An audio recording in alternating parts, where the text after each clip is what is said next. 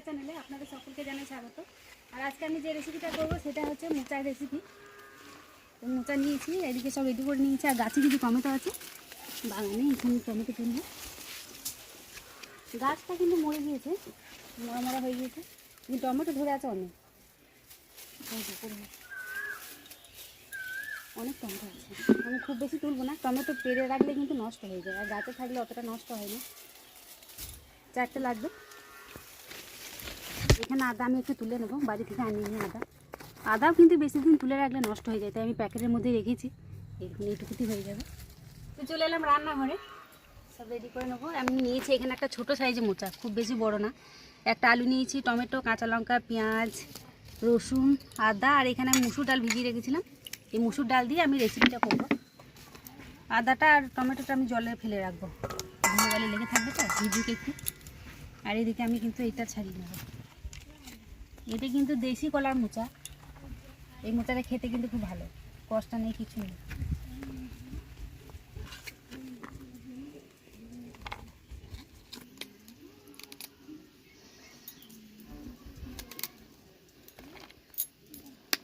এটা খুব কচি, এটা কেটে দেওয়া হবে।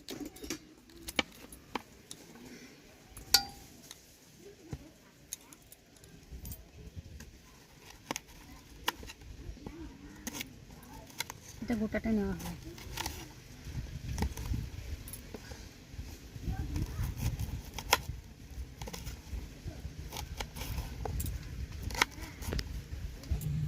এটাকে আর কাটবো না, এটা জলে দিয়ে দিলাম, একটু হলুদ দিয়ে দেবো, তাহলে কিন্তু মোচাটা কালো হয়ে যাবে না। আর এগুলো বেছে তারপরে জলে দেবো। এই যে এটা বাদ দিতে হবে, এটাও বাদ দিতে হবে, এরকমভাবে।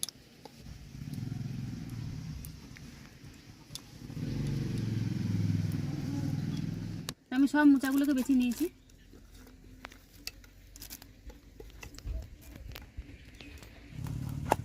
আর এর সাথে আমি কিন্তু একটা আলু দেবো, আলুটা অনেকটাই বড়, এই 2 কুচি দিলেই হবে।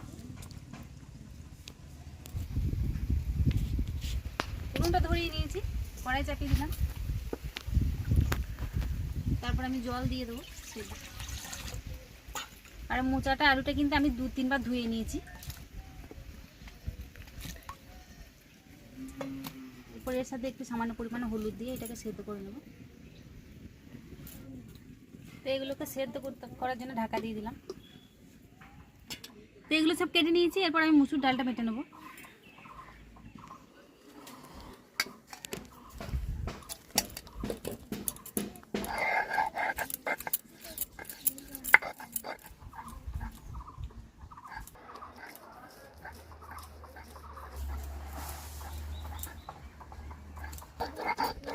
তো মুসুর ডালটা কিন্তু মিহি করে বেটে নিয়েছি, এবার তুলে নেব।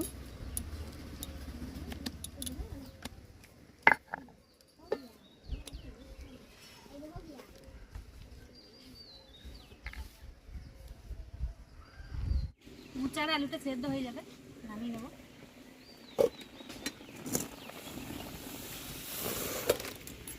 একটা ছাঁকনির বাটিতে দিয়ে দিলাম জলটা ঝুড়ি। জলটা পুরোপুরি ঝরে গিয়েছে, থালায় ঢেলে দেবো। একটু ঠান্ডা হলে ভালো মাখানো হবে। আলু ছালটাকে ছাড়িয়ে নেব।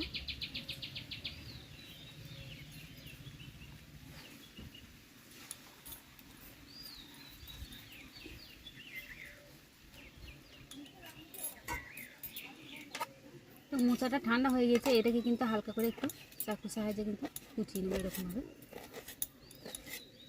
না কুচালে হয়, খুব সেদ্ধ হয়ে গেছে, মাখিয়ে নেওয়া হয়। এরপরে সেদ্ধ আলুটাকে মোচার সাথে গ্রেট করে দেবো এরকমভাবে।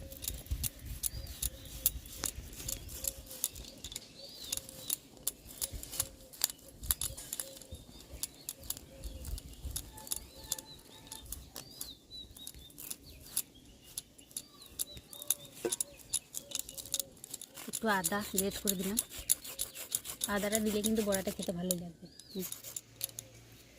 আদাটা দিয়ে দিলাম, কাঁচা লঙ্কা কুচি, আর দিয়ে দিলাম পেঁয়াজ কুচি। এরপরে দিয়ে দেবো যে মুসুর ডালটা আমি বেটে রেখেছিলাম, এই মুসুর ডাল বাটাটা কিন্তু আমি দিয়ে দেবো এর সাথে। এরপর দিয়ে দেবো স্বাদ মতো লবণ, অল্প একটু লঙ্কার গুঁড়ো দিয়ে দিলাম, একটু হলুদ গুঁড়ো দিয়ে দিলাম। তো এটা কিন্তু হাত দিয়ে আমি ভালো করে মাখিয়ে নেবো এরকমভাবে।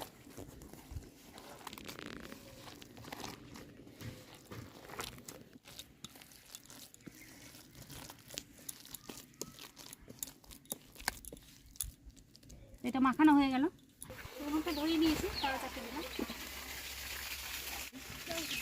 সরষে তেলে ভাজি।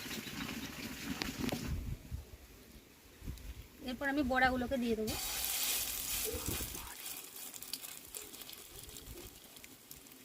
মাঝখানটা একটু ফাঁকা করে দেবো।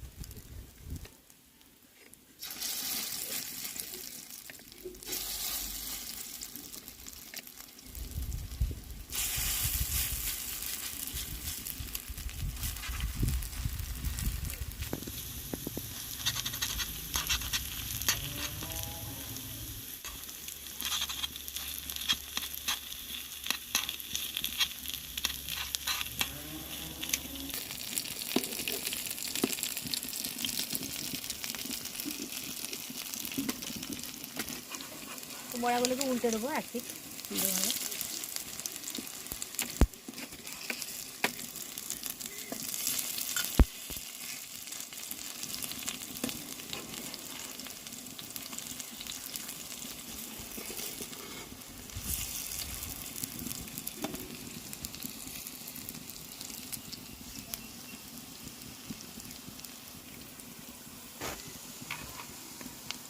বড়াগুলো কিন্তু সুন্দরভাবে ভেজে নিয়েছি 2 পিঠ।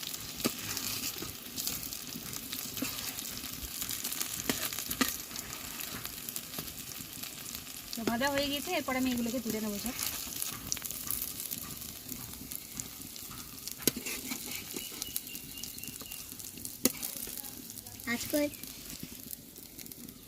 তো বন্ধুরা একইভাবে কিন্তু বাকিগুলোকেও ভেজে নেবো। 4টে ভাজা হলো, এখন আছে। তো 6টা বড়া আমি ভেজে নিয়েছি। তো এই বড়াটা কিন্তু গরম গরম ভাতের সাথে শুধুই খাওয়া যায়, খুব ভালো লাগে খেতে। আমি এটাকে রান্না করবো, এতে কড়াই চাপিয়ে দিয়েছি, কড়াই তেল দিয়ে দিলাম, শুকনো লঙ্কা তেজপাতা দিয়ে দিলাম, 5 ফোড়ন দিয়ে দিলাম, এরপর পেঁয়াজ কুচি দিয়ে দিলাম,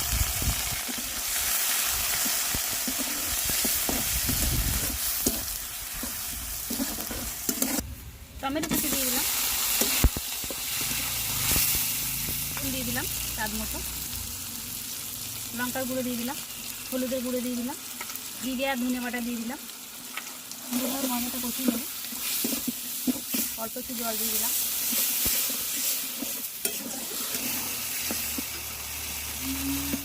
মশলাটা সুন্দরভাবে কষানো হয়ে গিয়েছে, এরপর জল দিয়ে দিলাম।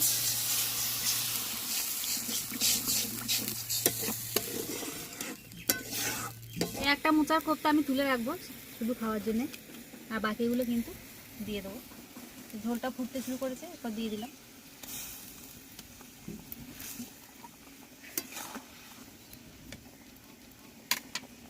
এটাকে ঢাকা দিয়ে আমি কিছুক্ষণ রান্না করে নেব। রান্নাটা হয়ে যাবে, এরপর নামিয়ে নেব।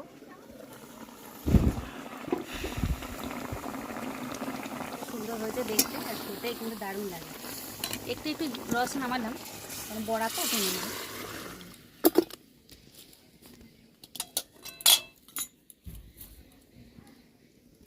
বন্ধুরা আমার এই রান্নাটা আপনাদের কেমন লাগলো জানাবেন, আর আপনারা সকলেই ভালো থাকবেন, সুস্থ থাকবেন। আগামী দিন আবার আসবো অন্য কোনো রান্না নিয়ে। আজ এখানেই শেষ করলাম, ধন্যবাদ।